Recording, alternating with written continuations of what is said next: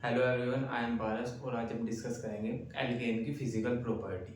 ठीक है, तो एक बार आप सीक्वेंस देख लो कि हम कैसे चैप्टर को आगे बढ़ाएंगे। हमने हाइड्रोकार्बन में चार चीज़ें पढ़नी है: एल्केन, एल्कीन, एल्काइन और बेंजीन।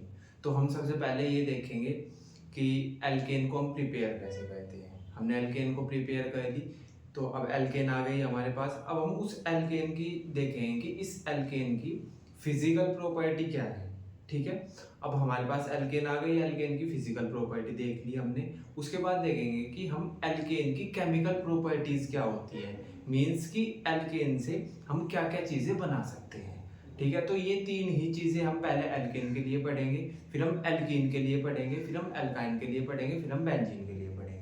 क्लियर है क्या वाला पॉइंट? ठीक है, तो हमने सबसे पहले देखा कि हम एल्केन को कैसे बनाएं। एल्केन बन के आ गई तो हमने बोला कि इसकी फिजिकल प्रॉपर्टी क्या होती है वो देख लेते हैं। ठीक है, फिर उसके बाद हम देखेंगे इसकी केमिकल प्रॉपर्टी क्या होती है, मींस हम एल्केन से क्या क्या चीजें बना सकते हैं। क्लियर है वाला पॉइंट? तो एल्केन को कैसे प्रिपेयर करें ये हमने लास्ट लेक्चर में देख लिया था। आज हम एल्केन की फिजिकल प्रॉपर्टीज पढ़ेंगे कि एल्केन की फिजिकल प्रॉपर्टीज क्या क्या होती है। ठीक है, तो देख लेते हैं कि जो हमारे पास इसकी फिजिकल स्टेट होती है एल्केन की, मतलब जो एल्केन की हम सबसे पहले फिजिकल स्टेट देखेंगे कि जो एल्केन होता है, एक तो वो कलरलेस होता है, उसका कोई कलर नहीं होता। सेकंड, वो ओडरलेस होता है, ऐसी कोई फ्रेग्रेंस नहीं होती उसकी कि हाँ मतलब पर्टिकुलर किसी तरह की फ्रेग्रेंस है। ठीक है, और वो ऑलमोस्ट नॉन पोलर मॉलिक्यूल्स होते हैं। नॉन पोलर मॉलिक्यूल्स मतलब कि जिन मॉलिक्यूल्स में पोल नहीं बनते, मतलब उनमें नेगेटिव और पॉजिटिव चार्ज प्रेजेंट नहीं होता। हमने ऐसा पढ़ा था ना कि जब दो मॉलिक्यूल की जो इलेक्ट्रोनेगेटिविटी होती है वो अलग अलग होती है, तो एक पे पॉजिटिव चार्ज आ जाता है, दूसरे पे नेगेटिव चार्ज आ जाता है।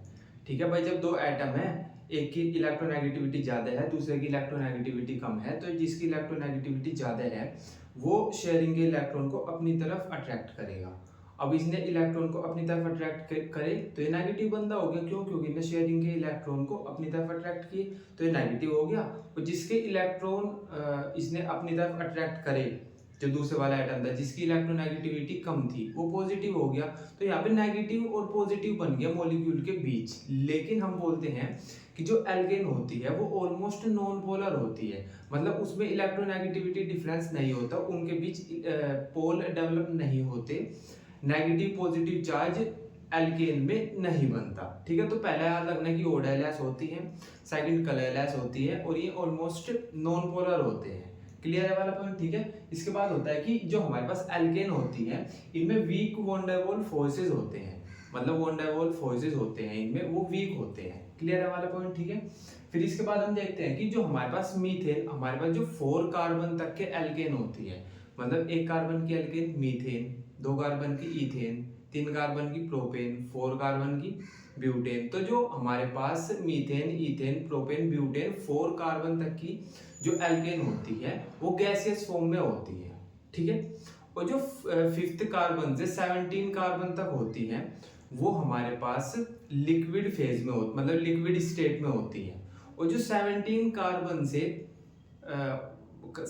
कार्बन से आगे की एल्केन होती है वो सॉलिड फेज में होती है, उनकी स्टेट सॉलिड होती है। ठीक है, तो मैंने ये वाली चीज यहाँ पे लिखी हुई है कि जो हमारे पास है मीथेन, इथेन, प्रोपेन और ब्यूटेन, मतलब 1 कार्बन की एल्केन, 2 कार्बन की, 3 कार्बन की, 4 कार्बन की, वो एग्जिस्ट करती है एज अ गैस, मतलब इनकी जो स्टेट होती है वो गैस होती है। ठीक है, ऐसा होता क्यों है? क्योंकि ड्यू टू वीक वॉन डार वाल फोर्सेस, क्योंकि इनके बीच वीक वॉन डार वाल फोर्सेस होते हैं जिसकी वजह से इनकी स्टेट गैसेस होती है। ठीक है, इसके बाद आता है कि जो पेंटेन से 17 कार्बन तक के एटम्स होते हैं, मतलब जो 5 कार्बन की एल्केन से जो 17 कार्बन तक की एल्केन होती हैं वो एग्जिस्ट करती है एज अ लिक्विड, मतलब उनकी स्टेट लिक्विड होती है। और जो उनसे हायर होती है 17 कार्बन से जो हायर एल्केन होती है उनकी जो स्टेट होती है वो सॉलिड होती है। क्लियर है क्या वाला पॉइंट? ठीक है, तो फिजिकल स्टेट के बारे हमको ये वाली चीजें याद होनी चाहिए। क्लियर है? उसके बाद देखते हैं हम कि बॉइलिंग पॉइंट की जो एल्केन्स होती हैं उनका बॉइलिंग पॉइंट कैसा होता है। मतलब जैसे हमारे पास एल्केन है, तो जैसे जैसे एल्केन का मॉलिक्यूलर मास इंक्रीज करेगा वैसे वैसे उनका बॉइलिंग पॉइंट इंक्रीज करेगा। सिंपल मैं ये बोल रहा हूँ कि पहले मेरे पास 2 कार्बन की एल्केन है, फिर 3 कार्बन की एल्केन हो गई, फिर 4 कार्बन की, फिर 5 कार्बन की। तो हो क्या रहा है कि इनका जो एल्केन है इनका मोलिकुलर मास इंक्रीज कर रहा है। तो जैसे जैसे मोलिकुलर मास इंक्रीज करेगा वैसे वैसे एल्केन्स का जो बॉइलिंग पॉइंट होता है वो भी इंक्रीज करता चला जाएगा। क्लियर, ये वाला पॉइंट याद रखना। सेकंड है कि जैसे जैसे ब्रांचेस बढ़ेंगी स्ट्रक्चर में, जैसा एल्केन है, पहले एल्केन पे बस एक ब्रांच थी, जो सेकंड टाइप का एल्केन है उस पर 2 ब्रांच हो गई, जो थर्ड टाइप का एल्केन है उस पर 3 ब्रांच हो गई। तो जैसे जैसे ब्रांचेस इंक्रीज कर रही हैं, जैसे जैसे ब्रांच बढ़ रही है स्ट्रक्चर में, वैसे वैसे बॉइलिंग पॉइंट एल्केन का कम होगा। इसको एग्जांपल से समझो। देखा हमने सबसे पहले ये देखा कि बॉइलिंग पॉइंट जैसे जैसे मोलिकुलर मास बढ़ेगा वैसे वैसे बॉइलिंग पॉइंट इंक्रीज होगा। ये तो सिंपल आप समझ गए है ना। जैसे भाई 4 कार्बन से ज्यादा बॉइलिंग पॉइंट उस वाली एल्केन का होगा जिसमें 4 से ज्यादा कार्बन की एल्केन है। मतलब अगर मैं बोलूं कि मेरे पास एक 4 कार्बन की एल्केन है, एक मेरे पास 5 कार्बन की एल्केन है, तो किसका बॉइलिंग पॉइंट ज्यादा होगा? जिसके पास ज्यादा कार्बन है, मतलब 5 कार्बन वाली एल्केन का बॉइलिंग पॉइंट ज्यादा होगा। ठीक है। इसके बाद आता है कि जैसे जैसे ब्रांच्ड स्ट्रक्चर इंक्रीज करेंगे, मतलब एल्केन पे जैसे जैसे ब्रांचेस बढ़ती जाएंगी वैसे वैसे इनका बॉइलिंग पॉइंट कम होता जाएगा। इसका एग्जांपल देखो, जैसे यहाँ पे हमारे पास 5 कार्बन की एल्केन है, भाई 5 कार्बन की एल्केन है हमारे पास, ठीक है। 1 2 3 4 5 कार्बन की एक स्ट्रेट एल्केन है हमारे पास, सीधी है बिल्कुल, इसमें कोई भी ब्रांच नहीं है। लेकिन इस सेकंड वाला देखो, इसमें भी 5 कार्बन है, 1 2 3 4 5, लेकिन इसमें 4 कार्बन की स्ट्रेट चेन है और एक ब्रांच प्रेजेंट है।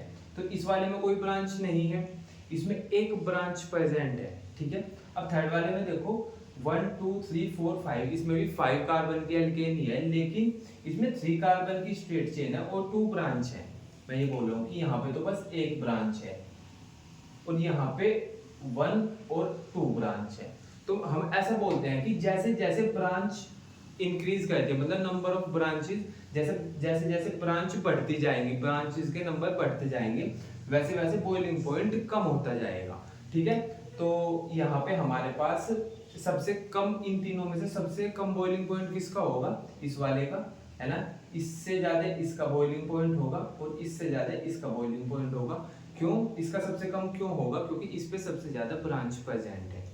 क्लियर है वाला पॉइंट? ठीक है। तो हमने ऐसा लिखा हुआ भी है कि मोर ब्रांच्ड चेन, जिस एल्केन पे ज्यादा ब्रांचेस प्रेजेंट होंगी उसका जो सरफेस एरिया ऑफ कांटेक्ट है वो डिक्रीज हो जाएगा। मतलब कि जो हमारे पास जैसे जैसे ब्रांचेस इंक्रीज होंगी वैसे वैसे उसका सरफेस एरिया कम हो जाएगा।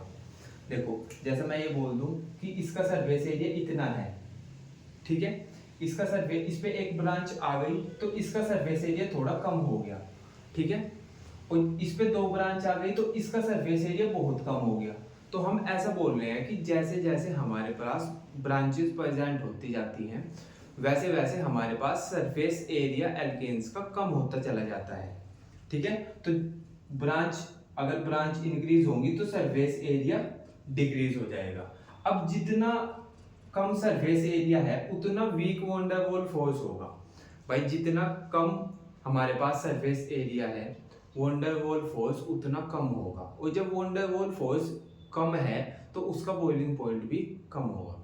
क्लियर है क्या? ये हमने यहाँ पे लिखा हुआ है कि अगर हमारे पास सरफेस एरिया डिक्रीज करेगा तो वॉन डेर वाल फोर्स भी वीक होगा और कम लगेगा। ठीक है। और weak van der Waals force होगा तो बॉइलिंग पॉइंट डिक्रीज करेगा।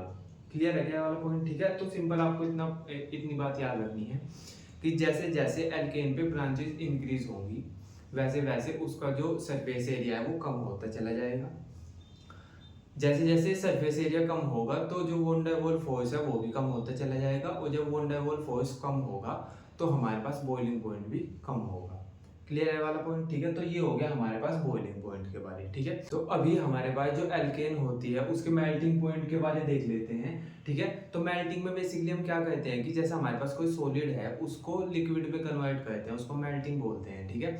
अब हम ये बोलते हैं कि जो हमारे पास मेल्टिंग पॉइंट होता है एल्केन्स का वो मोलिकुलर मास पे तो डिपेंड करता ही है, लेकिन वो लैटिस के स्ट्रक्चर पे भी डिपेंड करता है। जैसे हमारे पास बॉइलिंग पॉइंट था एल्केन का, वो केवल डिपेंड कर रहा था मोलिकुलर मास पे। जैसे जैसे मोलिकुलर मास इंक्रीज हो रहा था वैसे वैसे बॉइलिंग पॉइंट इंक्रीज हो रहा था। लेकिन जो हमारे पास मेल्टिंग पॉइंट होता है वो मोलिकुलर मास के साथ साथ साथ जो हमारे पास लैटिस का स्ट्रक्चर है, एल्केन के लैटिस का जो स्ट्रक्चर है उस पर भी डिपेंड करता है कि हमारे पास जो लैटिस है उसमें जो एटम्स हैं वो किस तरीके से पैक्ड हैं, है ना, उस चीज पे डिपेंड करता है हमारे पास मेल्टिंग पॉइंट एल्केन्स का। ठीक है, तो ऐसे ही हमने यहाँ पे लिखा हुआ है कि they don't show smooth increase with increase in molar mass. तो ऐसा नहीं होता कि मोलर मास के इंक्रीज होने के साथ साथ मेल्टिंग पॉइंट भी इंक्रीज हो जाए। ठीक है, क्योंकि मेल्टिंग पॉइंट एल्केन्स का मोलर मास पे भी डिपेंड करता है और लैटिस स्ट्रक्चर पे भी डिपेंड करता है। क्लियर है वाला पॉइंट? ठीक है, इसके बाद देखते हैं हम सोल्यूबिलिटी।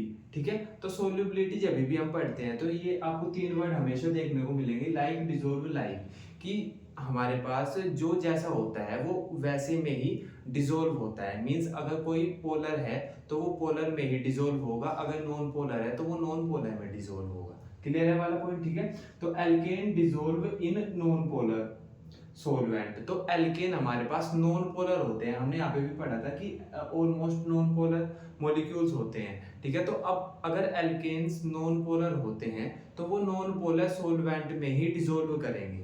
क्लियर है वाला पॉइंट? ठीक है, तो हम ऐसा बोलते हैं कि alkane dissolve in non polar solvent, है ना। नॉन पोलर सोलवेंट का एग्जांपल है ईथर। तो ईथर हमारे पास नॉन पोलर सोलवेंट होता है, एल्केन हमारे पास नॉन पोलर होते हैं।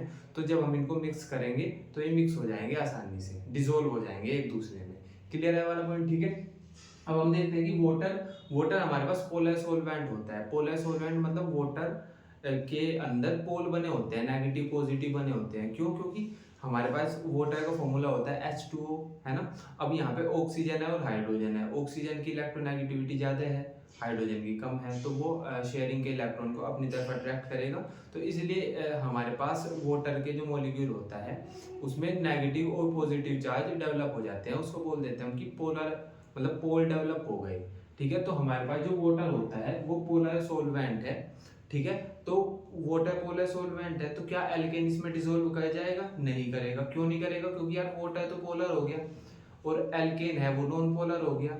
ठीक है, तो यहाँ पे डिसॉल्व नहीं करेगा, एल्केन वाटर में डिसॉल्व नहीं करेगा।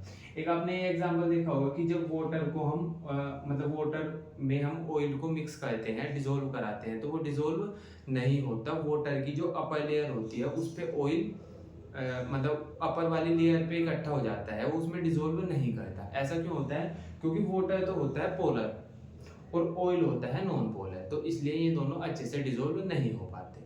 क्लियर है वाला पॉइंट? ठीक है, अब इसके बाद पढ़ते हैं कि जो हमारे पास एल्केन होती है उनकी डेंसिटी के बारे में। तो हम ऐसे बोलते हैं कि जैसे जैसे एल्केन्स का मॉलिक्यूलर मास इंक्रीज होगा वैसे वैसे डेंसिटी इंक्रीज हो जाएगी। मतलब जैसे जैसे एल्केन का मॉलिक्यूलर मास बढ़ेगा वैसे वैसे डेंसिटी बढ़ेगी, लेकिन एक टाइम के बाद डेंसिटी एल्केन की कांस्टेंट हो जाती है। कांस्टेंट भी कितनी? Density become constant is equal to 0.8 gram पर सेंटीमीटर क्यूब, है ना। तो एक टाइम के बाद डेंसिटी एल्केन की कांस्टेंट हो जाएगी। क्लियर है वाला पॉइंट? ठीक है, अब डेंसिटी ऑफ वाटर, अब वाटर की कितनी डेंसिटी होती है? तो वाटर की डेंसिटी होती है 1 ग्राम पर सेंटीमीटर क्यूब। ठीक है, तो अब अगर मैं बोलूं कि हमारे पास वाटर की डेंसिटी तो होती है 1 ग्राम पर सेंटीमीटर क्यूब, है ना, और अगर एल्केन की डेंसिटी में मान लूं कि 0.8 ग्राम पर सेंटीमीटर क्यूब होती है, तो एल्केन की डेंसिटी कम है और वाटर की डेंसिटी ज्यादा है। ठीक है, तो अगर हम इन दोनों का सॉल्यूशन बनाए तो जो वाटर है उसके ऊपर इकट्ठा हो जाएगी एल्केन। क्यों? क्योंकि वो हल्की है, मतलब एल्केन की डेंसिटी कम है, वाटर की डेंसिटी ज्यादा है। ठीक है, तो बेसिकली ये सब हमने कवर किया कि एल्केन की जो फिजिकल प्रॉपर्टीज होती है वो सब हमने कवर कर दी। ठीक है, अब नेक्स्ट लेक्चर में हम केमिकल प्रॉपर्टीज पढ़ेंगे एल्केन की, कि हमारे पास एल्केन बन के तैयार है, अब हम इससे और क्या क्या बना सकते हैं। क्लियर है? तो तब तक आप इसका रिवीजन करो, बाकी हम कल पढ़ेंगे। बाय।